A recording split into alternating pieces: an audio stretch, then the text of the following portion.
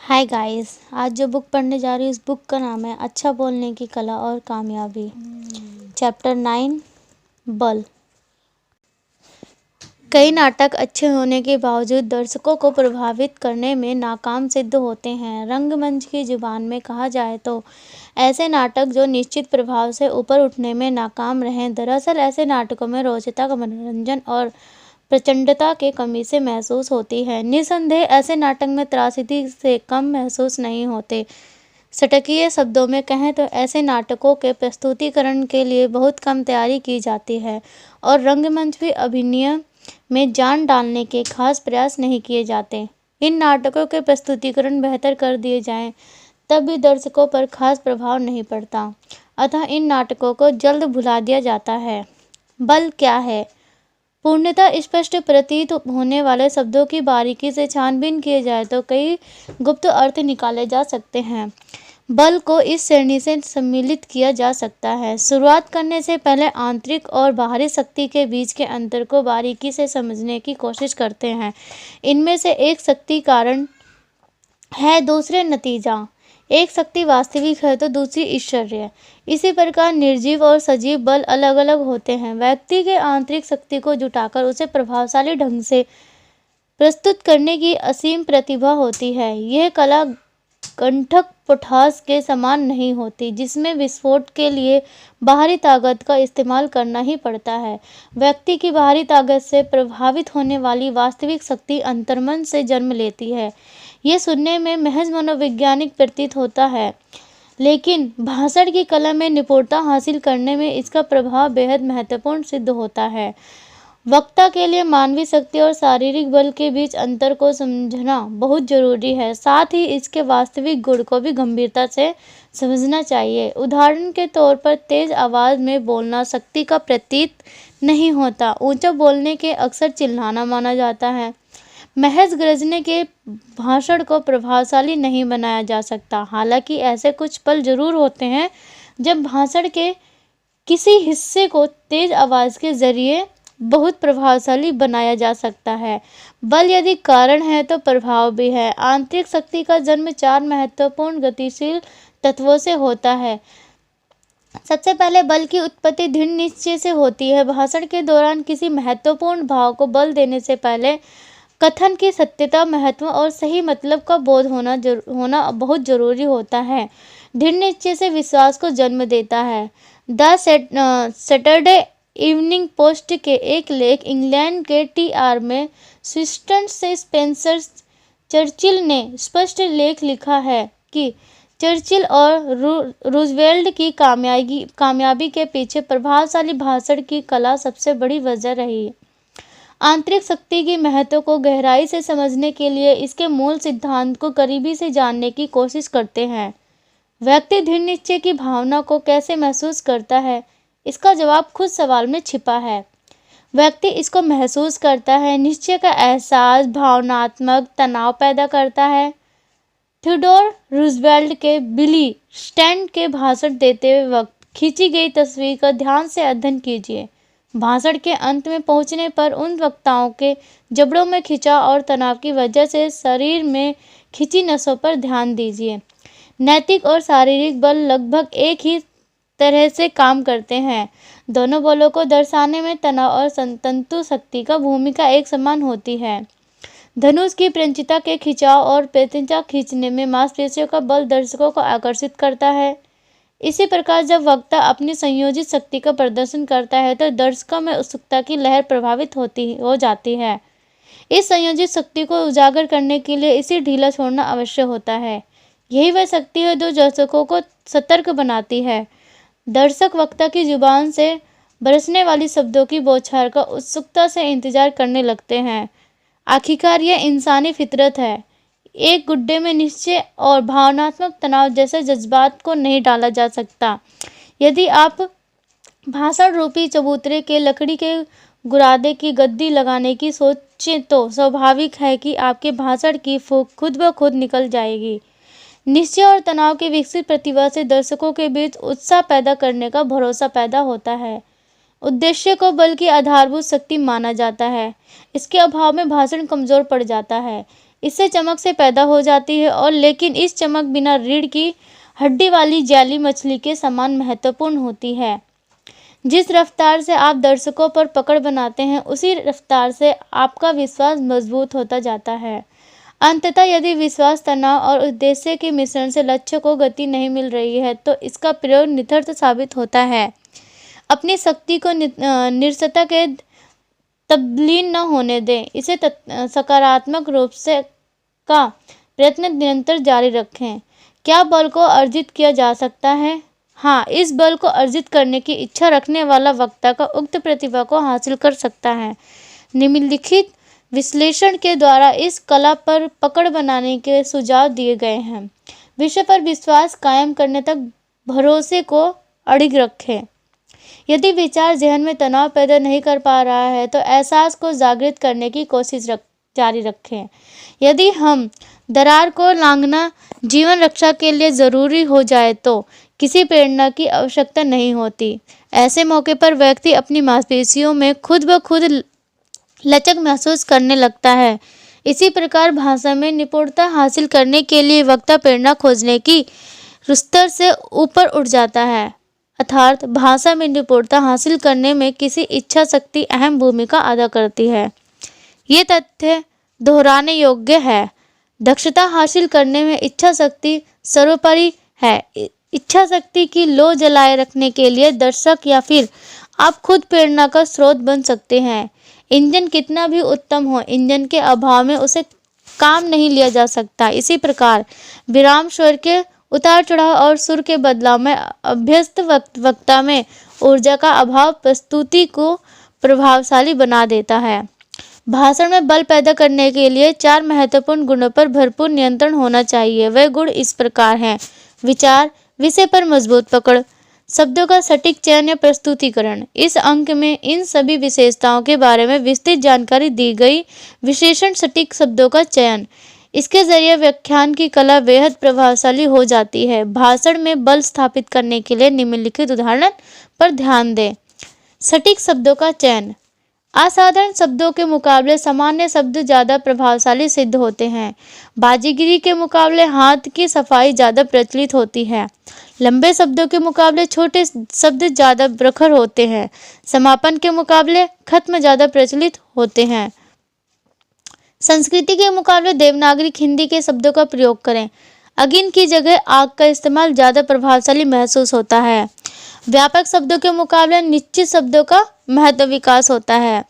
मुद्रक की जगह छापने वाली ज़्यादा स्पष्ट भाव पैदा करता है।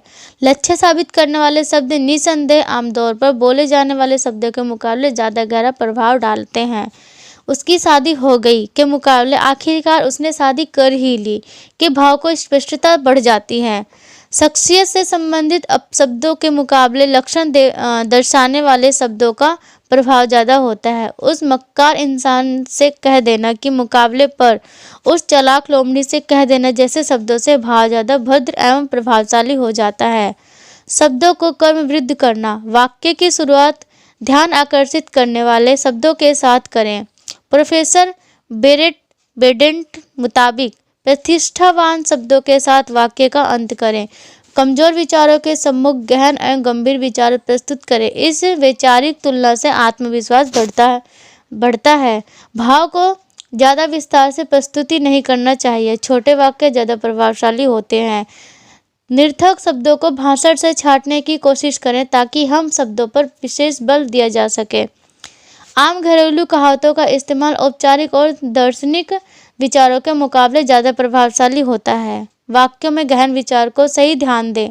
इस प्रकार विचार के महत्वपूर्ण हिस्से को ज़्यादा बल प्रदान किया जा सकता है। लेकिन किसी ने कहा है, विषय के दिलचस्प हिस्से पर निर्भर करे होने से प्रभाव नहीं जमता।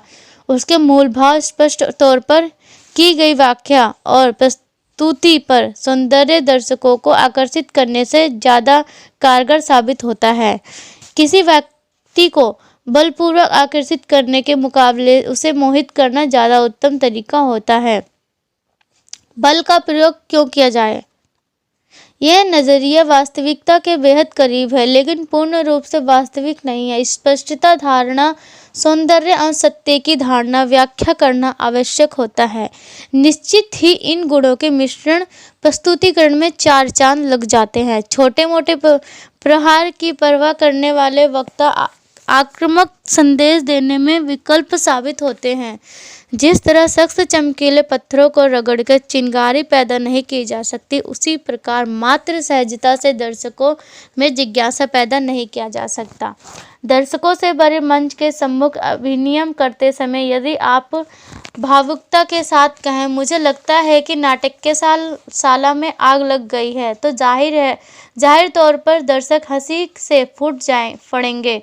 यदि इस भाव को चिंता और बौखलाहट के साथ व्यक्त किया जाए तो दर्शक एक दूसरे को रौंदते हुए बाहर के दरवाजे की ओर भागना शुरू कर देंगे। वक्ता के मिजाज और भाषा के प्रभाव से संदेह दृढ़ हो जाता है। यदि यादगार भाषण में मुझे लगता है, मुझे पता लगाना होगा, मेरी राय में और ज़्यादा ये सच है जैसे भाव का उपयोग नहीं किया जाता। वक्ताओं के आत्मविश्वास और निर्भीक भाषण शैली ने ही महान व यादगार भाषणों की नींव रखी है। दरअसल उन वाक्यों ने शब्दों के जरिए अविनाशी सत्य को जाहिर करने की हिम्मत दिखाई है। ईसा मसीह के बारे में कहा गया है कि धारण व्यक्ति ईसा मसीह का प्रवचन बहुत आनंद से सुनते हैं। क्यों? दरअसल ईसा मसीह पूर्ण विश्वास साथ शिक्षा प्रदान करते हैं। दर्शकों पर इस बात का प्रभाव नहीं पड़ता कि आपके मुताबिक क्या सही है और क्या आपकी मान्यता क्या है। भाषण में दर्शकों को आकर्षित करने की ऊर्जा होनी चाहिए। बोलने से आपके विचार की सत्यता को परखना जाना चाहिए, फिर उस विचार को ब्रह्म सत्य के तौर पर प्रस्तुत करना चाहिए। दृढ़तापूर्वक विचार की सत्यता को प्रमाणित करना चाहिए। विचारों की घोषणा चुनौतीपूर्ण लहजे में करनी चाहिए। यदि आप विश्वास के साथ नहीं बोल सकते तो बेहतर है कि चुप रहिए। एक कट्टर विचार वाले युग मंत्री में वह कौन सी शक्ति होती है जो हठधर्मी होने के बावजूद दर्शकों को प्रोत्साहित करने में कामयाब हो जाता है। मेरे दोस्तों, मैं जो आपको मानता भी हूँ, कर्तव्य के नाते आपको बताना चाहता हूँ कि पश्चाताप की पापों को धोने का सही मार्ग है। पश्चाताप से पाप पूरी तरह धुल जाते हैं, साथ ही सत्य की मार्ग जानकारी मिलती है। लेकिन इससे बड़ी सच्चाई यह है कि यदि मैं आपको यही शिक्षा देने लगूंगा तो सभी लोग पश्चाताप का मार्ग अपना लेंगे, फिर यहाँ कोई नहीं बचेगा। प्रभावशाली भाषण में ये युग संबंधित दर्शन प्रस्तुत करना चाहिए। आज के दौर में उत्साहहीन और बेमन के प्रस्तुत किए गए भाषण को कोई नहीं सुनता। आज के युग में समाज दुनिया भर की जानकारी रखता है, लिहाजा भाषण और विचारों को प्रचलित करने के लिए वक्ता को दर्शकों के मिजाज को समझना चाहिए। पहली कतार में बैठा किसी प्रसिद्ध नाट्य रचना को गौर से देखिए। ध्यान रहे, रोमांचक नाट्य रचना, हास्य रचना नहीं। नाटक देखते समय कहानी से अपना ध्यान पूरी तरह से हटा लीजिए और प्रस्तुतिकरण की तकनीकी और कलाकारों के अभिनय पर ध्यान केंद्रित कीजिए। नाटक के अंत में अभिनय में विशेष आकर्षक एवं प्रबलता का अनुभव होता है। इस अध्याय में यही प्रस्तुति करने की कोशिश की गई है। दरअसल पूर्ण रूप से सुनियोजित, नियंत्रित और कोमलता से किया गया बल प्रयोग दर्शकों के मन पर कमिट छाप छोड़ने का काम करता है। बल का प्रयोग कब किया जाए?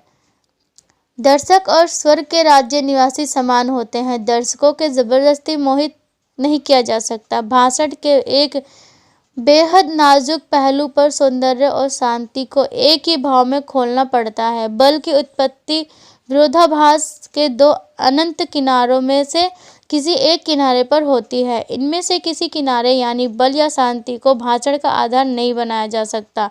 इन दोनों भावों का सटीक इस्तेमाल करना चाहिए। भाव के निरंतर उतार चढ़ाव से दर्शकों को आकर्षित करने वाली ऊर्जा पैदा होती है।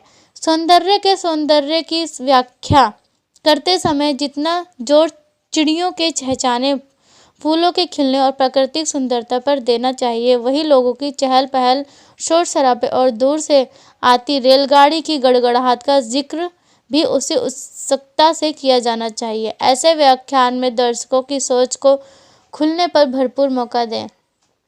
याद रखें, कई दिमागी तिजोरियों की चाबी को चूकी होती है। इन तिजोरियों को खोलने का प्रयास करें। जब मैं इस भाव को समझाने की कोशिश करते हुए लिख रहा था कि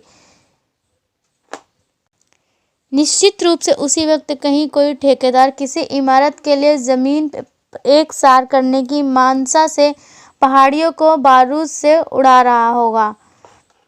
यथार्थ कार्य में विश्वास रखने वाले व्यक्ति को बारूद से नहीं घबराना चाहिए। भाषण के दौरान प्रभावशाली प्रस्तुति के लिए आखिरी तर्क यह है कि विचार का आधार तैयार करने के लिए व्यापक एक स्वतंत्र सोच नहीं चाहिए। यही वजह है कि कुछ भाषणों को सुबह के प्रशासन में विशेष स्थान दिया जाता है। प्रभावशाली प्रस्तुतिकरण की वजह से बहुत से बयान अपरिपक्व एवं बढ़ा चढ़ाकर पेश किए महसूस होते हैं, लेकिन दिलचस्प है कि दर्शकों का ध्यान खींचने में ये विधि कारगर सिद्ध होती है। अतः ध्यान रखें कि भाषण तैयार करते वक्त हल्के विचारों को कमजोर कड़ी न बनने दें। ऐसी स्थिति में दर्शक भाषण के लचीलेपन को भांप लेते हैं। एक प्रतियोगिता के दौरान ग्रीस के महान मूर्तिकार फिडियास ने मूर्ति के बाहरी किनारों पर लापरवाही से गाढ़ी रेखा खींची। उस लापरवाही के लिए आलोचना का दौर शुरू हो गया, लेकिन फिडियास ने मूर्तियों स्थापित करने के लिए बनाया गया है। इस आश्चर्यचकित रूप से फिडियास के द्वारा मूर्ति के चारों ओर खींची गई गाढ़ी रेखाएं ज्यादा आकर्षित सिद्ध हुई। इस तरह फिडियास की मूर्ति से संबंधित सभी शंकाएं और आलोचनाएं स्वाभाविक रूप से प्रशंसा में परिवर्तित हो गई। इसी तरह भाषण के ढांचे को तैयार करते समय भी केवल बल देने योग्य पहलुओं पर ही विशेष ध्यान देना चाहिए। प्रस्तुतिकरण के अंदाज में यदि आप आक्रामक रवैये को पसंद नहीं करते हैं तो जैसा कि वेंडलेट फिलिप्स ने कहा है कि इस स्थिति में बल के द्वारा भाषण में सहज प्रभाव डालने की कोशिश करें। विचार को सांस लेने और शब्दों को जीवन देने का प्रयास करें। ब्रेल का अनुसार प्रत्येक वाक्य को विद्युत बिजली के खिलौने की तरह झटका और चिंगारी पैदा करने योग्य बनाएं। भाषण में मौजूद महत्वपूर्ण भाव को विशेष बल देने का प्रयत्न निरंतर जारी रखें।